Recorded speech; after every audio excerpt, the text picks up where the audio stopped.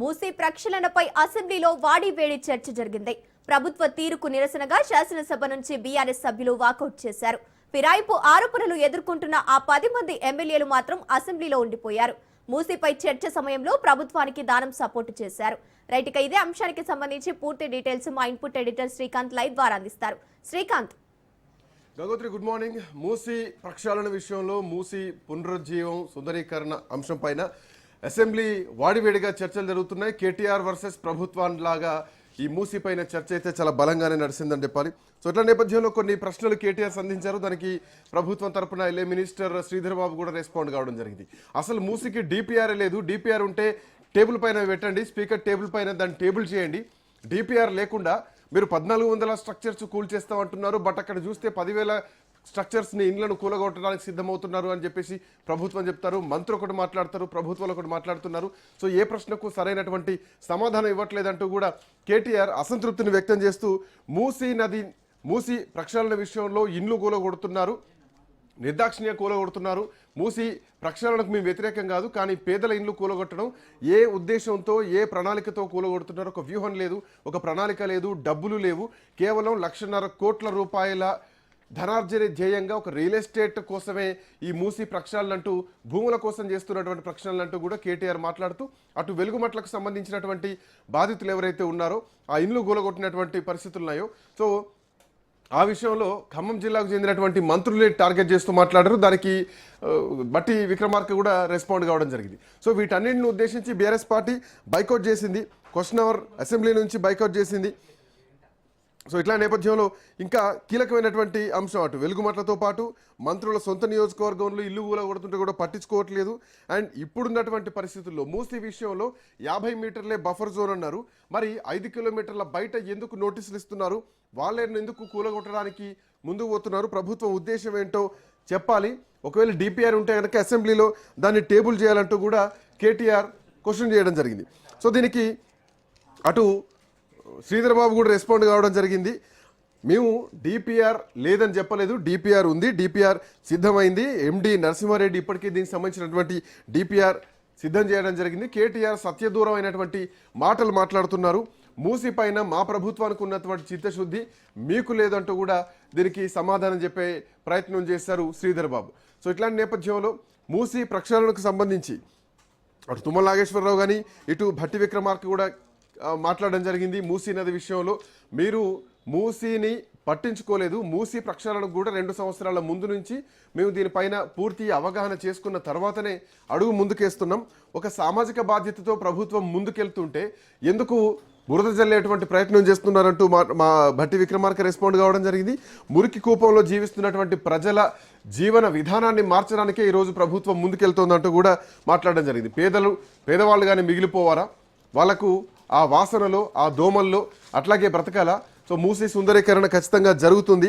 ఆ ప్రచార ఆర్భాటాలు వదిలేసి ప్రభుత్వానికి సూచనలు చేయండి, సపోర్ట్ చేయండి అంటూ కూడా మాట్లాడుతూ మూసీ నది రక్షణలో భాగంగా మొదటి ఫేజు గాంధీ సరోవర్ని నిర్వహిస్తున్నామంటూ కూడా కీలకమైనటువంటి కామెంట్లు భట్టి విక్రమార్క చెప్పడం జరిగింది. అండ్ దీంతో పాటు మూసీ నదికి సంబంధించినటువంటి తొలి డిపిఆర్ సిద్ధమైంది. ఎండి నరసింహారెడ్డి దానికి ఇప్పటికే సిద్ధం చేయడం జరిగింది. ఈ అంచనా ఫస్ట్ ఫేజ్ ఏదైతే ఉందో 6,500 నుంచి 7,000 కోట్ల వరకు ఉంటుందంటూ కూడా శ్రీధర్ బాబు మూసీ నది విషయంలో ఉన్నటువంటి డిపిఆర్ పైన కొంత క్లారిటీ ఇచ్చారు. అయితే అది టేబుల్ పైన పెడతారా, డిపిఆర్ని బయటికి చూపిస్తారా, ప్రతిపక్షాలు అడుగుతున్నట్టు అన్న విషయం మాత్రం తెలియాల్సినటువంటి అవసరం ఉంది. అయితే ఫస్ట్ ఫేజ్లో మాత్రం కేవలం 1,435 ఇండ్లు మాత్రమే పోతున్నాయి. సో సెకండ్ ఫేజ్కి వచ్చేసరికి ఎట్లాంటి పరిణామాలు ఉంటాయి అవి కూడా చెప్తాం. ఇది ఫస్ట్ ఫేజ్లో మాత్రం 1,435 నిర్మాణాలు ప్రభావితమయ్యేటువంటి అవకాశాలు అంటూ కూడా శ్రీధర్ బాబు చెప్పడం జరిగింది. దీనికి సంబంధించినటువంటి ఎన్యూమరేషన్ ఏదైతే ఉందో దానికి సంబంధించినటువంటి ఆ వర్క్ కూడా స్టార్ట్ అయిపోయింది. సో అది కూడా చేస్తున్నామంటూ కూడా ప్రభుత్వం చెప్పడం జరిగింది. అండ్ మోరోవర్ బఫర్ జోన్లో ఉన్న వాళ్ళు ఎవరైతే ఉన్నారో ఆ బఫర్ జోన్లో ఉన్న వాళ్ళందరికీ కూడా ప్రభుత్వం తరపున మేము టీడీఆర్ ఇస్తాం. ఇదంతా కూడా 2013 భూసేకరణ చట్టం ప్రకారమే చేస్తున్నాం, ఎక్కడా కూడా చట్టాన్ని అతిక్రమించి చేయట్లేదంటూ కూడా శ్రీధర్ బాబు చెబుతూ వాళ్ళందరికీ కూడా మళ్ళీ ఆవాసం కల్పిస్తామంటూ కూడా స్పష్టం చేయడం జరిగింది. మళ్ళీ పునరావాసం వాళ్ళకు కల్పిస్తామంటూ కూడా మాట ఇవ్వడం జరిగింది. అయితే ఎంత లెక్క ఎట్లాంటి పునరావాసాలు? ఎందుకంటే మూసీ నది పరివాహక ప్రాంతం 50-60 కిలోమీటర్లు ఏదైతుందో పేదలు ఉన్నారు, మధ్యతరగతి ఉన్నారు. అండ్ ఆల్రెడీ 2009, 2014, 2011, 2020 వరకు కూడా అక్కడ ఇల్లులు కొనుక్కొని కట్టుకున్న వాళ్ళు ఉన్నారు. ఇప్పటికీ ఈఎంఐలు కడతా వాళ్ళు ఉన్నారు. మరి అట్లాంటి వాళ్ళను ఏ విధంగా అకామిడేట్ చేస్తారు, ఎట్లా వాళ్ళకి ఎమ్యూనరేట్ చేస్తారు అన్నది మాత్రం ఇది కొంత క్లారిటీ ప్రభుత్వం నుంచి రావాల్సినటువంటి అవసరం అయితే ఉంది. మరోవర్ ఈ బఫర్ జోన్కి సంబంధించి మేము కొత్తగా ఏమీ బఫర్ జోన్ నిర్ణయించలేదు.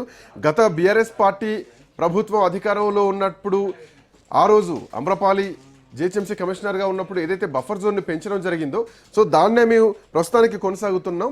అదే బఫర్ జోన్ కొనసాగుతున్నట్టు కూడా దీనికి సంబంధించి బఫర్ జోన్ పైన ఒక క్లారిటీ ఇచ్చారు శ్రీధర్ బాబు. అండ్ మోరోవర్ ఈ డిపిఆర్కి సంబంధించి ఇది 2 నెలల్లో ఏం పూర్తి కాలేదు. 2024 డిసెంబర్లో మెయిన్ హార్ట్ సంస్థకు ఆ బాధ్యతలు మేము అప్పగించడం జరిగింది. సో అప్పగించిన తర్వాత ఆ సంస్థనే 2 సంవత్సరాల తర్వాత, అంటే 2 సంవత్సరాలు దీనిపైన పూర్తి విశ్లేషణ చేసి పూర్తి అవగాహన చేసుకున్న తర్వాతనే నివేదికను ప్రభుత్వానికి ఇవ్వడం జరిగింది. ఆ నివేదిక సిద్ధమైందంటూ కూడా ఒక క్లారిటీ ఇచ్చేటువంటి ప్రయత్నం చేశారు. సో ఏదేమైనా కానీ మూసీ నదికి సంబంధించి అసలు డబ్బులు లేవు, ప్రణాళిక లేదు, ఎట్లా చేస్తామన్నటువంటి వ్యూహం లేదు. మూసీ నదిలో ఫస్ట్ వచ్చేటువంటి ఫార్మా నుంచి, కెమికల్ ఫ్యాక్టరీస్ నుంచి వచ్చేటువంటి వ్యర్థాలు ఏవైతే ఉన్నాయో అండ్ మోరోవర్ ఏండ్ల నుంచి కూరుకుపోయినటువంటి ఆ బురద కానీ మట్టి కానీ ఏదైతే ఉందో వాటిని తీసేయాలి, వచ్చే వాటిని ఆపాలి. ఆ తర్వాత గోదావరి నదీ జలాలను మూసీలోకి మరలించాలి, మూసీ పూర్తిగా గోదావరి నదిలో ప్రవహించేలా చేయాలి, ఈ కాలుష్య కూరల్ని తీసేయాలి. ఈ విధంగా అంటే ఒక 2-3 దశల్లో చేయాల్సింది గాంధీ సరోవర్కి వెళ్తున్నారు. ఇక్కడ కావాల్సింది గాంధీ సరోవర్ కాదు, మూసీ ప్రక్షాళన జరగాలంటూ కూడా బీఆర్ఎస్ పార్టీ నాయకులు ఈరోజు సభలో ఈ అంశాలు లేవనెత్తడం జరిగింది. సో ఇది మూసీ పైన ప్రభుత్వం ఇస్తున్నటువంటి రియాక్షన్ని బీఆర్ఎస్ పార్టీ తీసుకోలేదు. ఎందుకంటే బీఆర్ఎస్ పార్టీ వర్షన్ బీఆర్ఎస్ పార్టీకి ఉంది. గతంలో బీఆర్ఎస్ పార్టీ సంబంధించి అంటే వాళ్ళు మూసీ సుందరీకరణ ఈ ఇండ్లు కూలకుండా మూసీని ఎట్లయితే ఫిల్టర్ చేయాలో ఆ ఫిల్టరేషన్లో భాగంగా ఎస్టీపీలను నిర్మించడం జరిగింది. అందులో ఎస్టీపీలు కూడా ఇప్పుడు కొన్ని పనిచేయట్లేదు. వాటికి సంబంధించినటువంటి రిపేర్లు చేయాలి. వికారాబాద్లో ఎస్టీపీ కూడా పనిచేయట్లేదు అంటూ కూడా ఇప్పటికే హరీష్ రావు చాలా సందర్భాల్లో చెప్పడం జరిగింది. సో ఎస్టీపీలు అసలు ఎన్ని పని చేస్తున్నాయి, ఎన్ని పని చేయట్లేదు. ఎస్టీపీలను పెంచితే నీళ్ళ శుద్ధీకరణ జరుగుతూ ఉంటుంది, కొంత వాసన పోతుంది, దోమలు రాకుండా ఉంటాయి. సో ఆ విధంగా ప్రక్షాళన చేయాలి. ముందుగా ఇండస్ట్రియల్ ఏరియా ఏదైతే ఉందో పటాన్ చెరువు ఆ ప్రాంతాల నుంచి వచ్చేటువంటి వ్యర్థాలు ఏవైతే ఉన్నాయో వాటిని ఇందులో కలపకుండా చూడాలి. అక్కడ చేయకుండా మూసీ నదిలో గాంధీ సరోవర్ గట్టి ఫస్ట్ ఫేజ్లో మూసీ నది ఎట్లా ప్రక్షాళన చేస్తారో ఒక అర్థం కానటువంటి విధంగా ప్రభుత్వం వ్యవహరిస్తుందన్నది బీఆర్ఎస్ పార్టీ చేస్తున్నటువంటి అంశం. మోరోవర్ తొందరలోనే ఏడీబీ బోర్డు మీటింగ్ నిర్వహించబోతోంది. దానికి సంబంధించినటువంటి మూసీ ప్రాజెక్టులకు సంబంధించినటువంటి నిధులు కానీ దానికి అనుమతులు కూడా వచ్చేటువంటి అవకాశం కూడా ఉంది అంటూ కూడా మంత్రులు మాట్లాడుతున్నారు. ఈరోజు శ్రీధర్ బాబు కూడా అదే అంశాన్ని తీసుకోవడం జరిగింది. గతంలో బీఆర్ఎస్ పార్టీ చేసినటువంటి ప్రాజెక్టులు ఏదైనా కానీ కాంగ్రెస్ పార్టీ ఆపేసిందన్నటువంటి ఆరోపణలను కూడా శ్రీధర్ బాబు తోసిపుచ్చడం జరిగింది. అవన్నీ కంటిన్యూ చేస్తున్నాం. ఎస్టీపీలకు సంబంధించి గత ప్రభుత్వంలో 30% పనులే జరిగినాయి, మిగిలిన 70% పనులు పూర్తిగా కూడా మా ప్రభుత్వమే పూర్తి చేస్తుందంటూ కూడా ఆయన లెక్కలతో సహా చెప్పేటువంటి ప్రయత్నం చేశారు. బట్ ఇదేమైనా కానీ మూసీ విషయంలో ఈరోజు అసెంబ్లీలో హాట్ చర్చలు జరిగాయి. ప్రభుత్వం వర్సెస్ ప్రతిపక్షంలా మారిపోయింది. ఈ విషయంలో ముందుకే వెళ్తామని ప్రభుత్వం చెప్పడం జరిగింది. దానికి సంబంధించి సలహాలు సూచనలు చేయాలంటూ కూడా కోరడం జరిగింది. కానీ ప్రతిపక్షం మాత్రం అది రియల్ ఎస్టేట్ దందా నడుస్తోంది, భూదాహం, రియల్ ఎస్టేట్ కోసమే, ఈ భూముల కోసమే 1,50,000 కోట్ల రూపాయల భూముల కోసమే మూసీ అభివృద్ధి పేరుతోటి రియల్ ఎస్టేట్ వ్యాపారం చేస్తోందని ప్రతిపక్షం మాట్లాడుతుంది. సో ఈ విధంగా ఈ చర్చలో భాగంగా బీఆర్ఎస్ పార్టీ వాకౌట్ చేసింది. కేటీఆర్ బీఆర్ఎస్ వాకౌట్ చేస్తున్నట్టు కూడా ప్రకటన చేయడం జరిగింది. చూడాలి నెక్స్ట్ పరిణామాలు ఎట్లా ఉండబోతున్నాయో. గంగోత్రి.